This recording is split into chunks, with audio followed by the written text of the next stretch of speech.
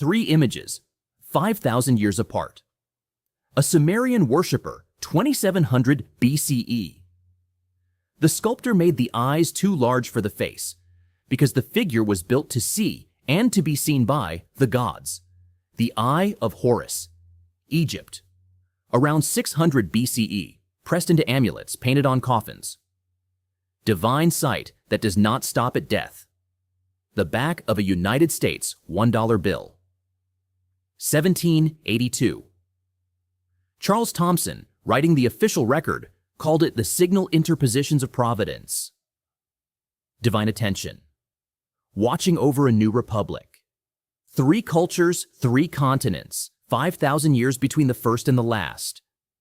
Civilizations that did not know each other existed. Same shape, same idea. Why? The conventional answer is that the shape recurs because of how human brains work, and the meanings only look similar because we are pattern matching after the fact. We are going to look at that answer seriously. It is not wrong, but it is not enough. Because it is not just the shape that recurs across thousands of years and across continents that never met. The shape and the idea travel together. And neither half of that pattern has a complete explanation. The part that has actually surprised scholars only became visible in 2024 in a study of one specific kind of symbol across 92 human societies that found exactly what nobody expected. We will come back to it. Start in Mesopotamia. The Tel Asmar votives stood in a Sumerian temple 2,600 years before Christ. They are humans in prayer, made of gypsum, inlaid with shell and black limestone. The thing the sculptor cared most about is the gaze. The eyes are too large for the faces. They face the altar. The point of the figure is that it sees the god, and the god sees it. On the same sites, another symbol recurs. An 8-pointed rosette, carved into seals, painted onto temple gates. It is the symbol of the goddess Inanna. Inanna is the Sumerian goddess of love, war, and Venus, the bright herald of dawn, the morning star. Move forward 2,000 years. The Akkadians. Ishtar. Same goddess, new language, same 8-pointed star. 1,000 more years. Phoenician trading cities along the Mediterranean coast. Same goddess as Astarte. Same star. Then the Hellenistic world. Aphrodite, then the Romans, Venus, then the early Christian church, which is officially aniconic, meaning no imagery of God or religious texts, and which still inherits around the year 95, a strange piece of text. In the closing chapter of Revelation, Christ describes himself as the root and the offspring of David, and the bright and morning star. The Latin translation uses the word Lucifer, light bearer, the morning star. 5,000 years after a Sumerian carver pressed the 8-pointed rosette into wet clay for Inanna, a Christian text written in Greek-speaking Asia Minor attaches the same celestial title, the bright morning star, to the central figure of a new religion. The form persists, the function persists, the label changes. Move west to Egypt. Around the same time, the Tel Asmar eyes were being inlaid in Sumer. The Egyptians were building their first sun temples. The obelisk, one of which stands today in central London, one in central Paris, one in Central Park, all taken directly out of Egypt in the 19th century, was understood by the Egyptians as a solidified ray of the sun, god Ra. An axis between earth and heaven. The body of the sun god made architectural. The Wedjat eye, the Eye of Horus, was protective, painted onto mummy cases, wrapped into linen bandages. The function was always specific, an eye that watches over what cannot watch over itself. 3,000 years later, on the seal of the new American Republic, a committee places an eye in a triangle above an unfinished pyramid. Charles Thomson writes the explanation in his own hand. An eye for the interpositions of providence. An eye watching over a new project. The same function. 8,000 kilometers west, 3,000 years later. But here is what is stranger. The same pattern shows up in places that had no Old World contact at all. The Piedra del Sol, carved in Tenochtitlan between 1502 and 1520, is 24.5 tons of basalt depicting a solar deity at the center of a cyclic cosmos. Around the face, an 8-rayed disc. Around the disc, a serpent biting its own tail. At Palenque, the Maya carved a stone tablet dedicated on the 8th of January, 692 CE. The central image is a maize plant world tree rising out of a watery monster. The same world tree is found in Norse Yggdrasil, in Hebrew Kabbalah, in Vedic Ashvata, in Siberian shamanism. In every one of those traditions, the function is identical. An axis connecting the three worlds, the source of life and knowledge, the center that orients everything. The Maya did not get this from the Norse. The Sumerians did not get it from the Maya. The Vedic poets did not consult either. And yet the same form, attached to the same function, appears in all of them. And then every one of these civilizations ends. Sumer collapses. Egypt ceases to function as Egypt. Tenochtitlan is razed. The Maya cities are abandoned. The Indus civilization disappears entirely. The Bronze Age Mediterranean unravels in a single generation around 1177 BCE. What survives when everything else is rubble is the symbols. And not just the shape. The idea attached to the shape. The eye that watches. The 8-pointed star of celestial sovereignty. The serpent of threshold and healing. The world tree as the axis between worlds. The horned crown of divine authority. The pillar pointing up. The sun disk of life and judgment. The civilizations die, the forms do not. And neither does what the forms mean. Why so many symbols? Power and gatekeeping. This is the part most modern commentary avoids. Graduated symbolic knowledge is a tool of social stratification. Egyptian temple priesthoods, Eleusinian mysteries, Vatican iconographic literacy, Masonic degrees. In each case, controlling who can interpret the symbols is controlling who has authority. Symbols aren't just meaning carriers, they are access control systems. Symbols genuinely do still work. The mechanism is cognitive, not mystical. Symbols compress emotional and conceptual associations, bypass propositional reasoning, and produce in-group recognition instantly. This is why corporate logos cost millions, why flags trigger identity, why religious iconography moves people, and why political symbols, the hammer and sickle, the rainbow flag, the red cap, operate as tribal markers. The Nike swoosh and the Christian cross and the Inanna rosette are doing the same cognitive work. The content differs. The mechanism does not. Because symbols bypass reasoning, they are the preferred tool of both legitimate meaning-making, ritual, art, religion at its best, and manipulation, advertising, propaganda, political mobilization. Step back across these civilizations and one observation refuses to settle. The cultures did not know each other. Bronze Age Sumer and Shang China shared no contact. Vedic India and pre-dynastic Egypt, none. The Indus Valley, and either of them barely any. And yet a remarkably narrow vocabulary of forms keeps showing up. The rosette, the eye, the serpent, the tree of life, the pillar, the sun disk, the horned figure, the lotus, the swastika. We have explained why symbols as a category exist: gatekeeping, cognitive compression, theological function. We have not explained why, when these civilizations independently reach for a visual shorthand, they keep reaching for the same dozen shapes. Hold that question, it comes back. Some of the answer is documented diffusion. In 1868, the archaeologist Heinrich Schliemann, fresh from Troy, began traveling. He recorded the swastika from Tibet to Paraguay to the Gold Coast of Africa. Some of that is real diffusion. The Bronze Age Mediterranean was a single interconnected economy. Cylinder seals, rosettes, sacred trees, horned crowns, winged discs moved on ships and caravans. But diffusion gets in trouble at the Americas. The Mesoamerican world tree, the Aztec eight-rayed sun, the Maya serpent of the threshold. These appeared on a continent that had no contact dense enough to carry the function alongside the form.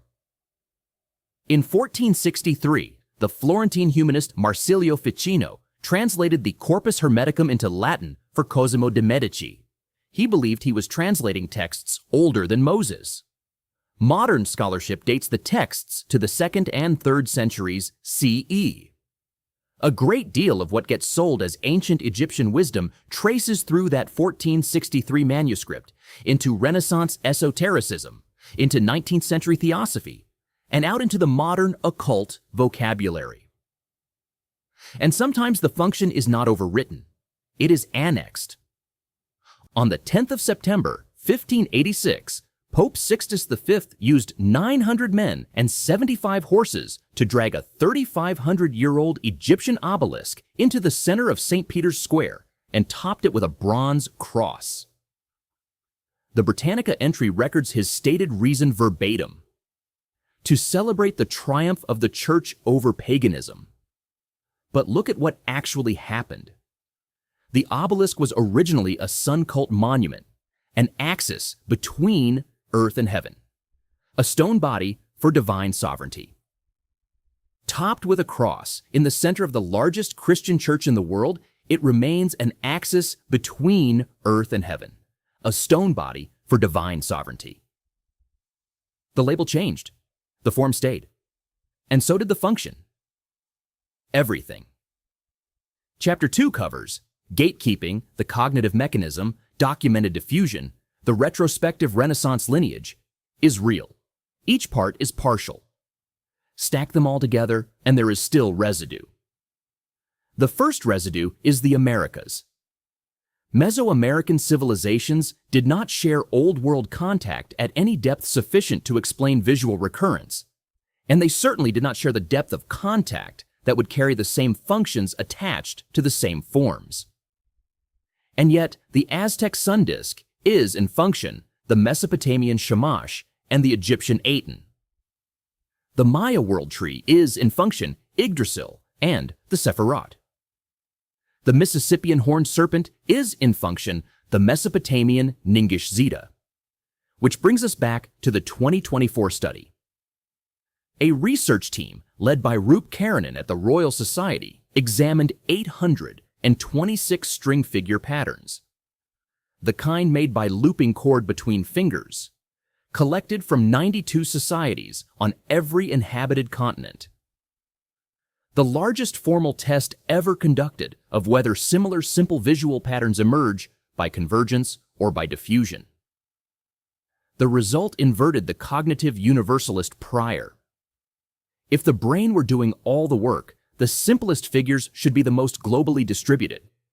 The data showed the opposite. Complex string figures travel along human migration routes for tens of thousands of years.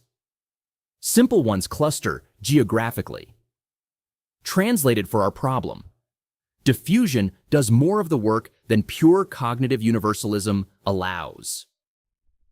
But also, and this is the part most coverage of the paper missed, when forms travel, the functions travel with them. The shape and the idea are linked baggage. Both keep moving across thousands of years and across collapses.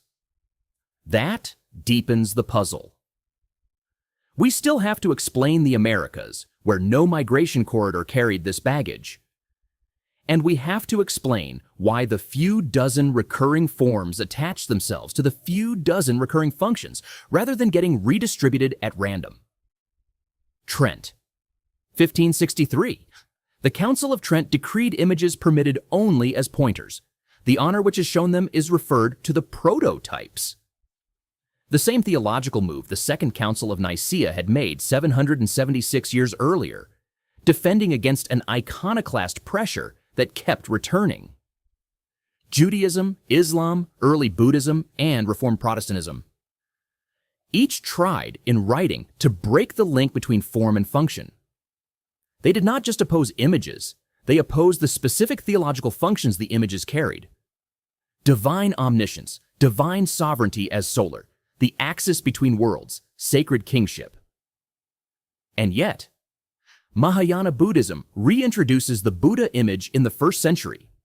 Sufism reintroduces symbolic vocabulary into Islam. Kabbalah brings the tree of life back into Judaism. And the most explicitly aniconic of all these traditions, the Reformed Protestantism of the 18th century, designs the seal of the United States with an eye in a triangle over a pyramid in 1782.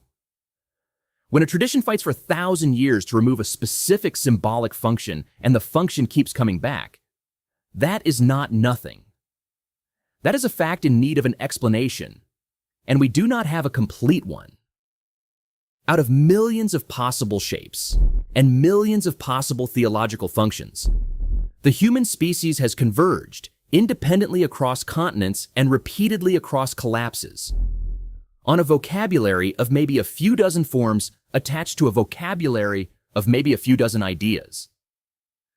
The eye for divine sight, the rosette for celestial sovereignty, the serpent for threshold and healing, the tree for the axis between worlds, the pillar for sacred verticality, the sun disk for life and judgment, the horned crown for primal authority. None of the materialist explanations predicts this specific narrowness. The data is tighter than either. The conspiracy reading collapses the anomaly into a cartoon. There is no coordinated cabal spanning 5,000 years across continents that could not communicate. The Illuminati was founded in 1776. It does not explain Sumer. The "they are signaling to us" framing wins viral attention and loses the question.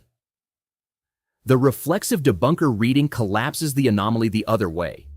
It is all coincidence, cannot explain a vocabulary this narrow.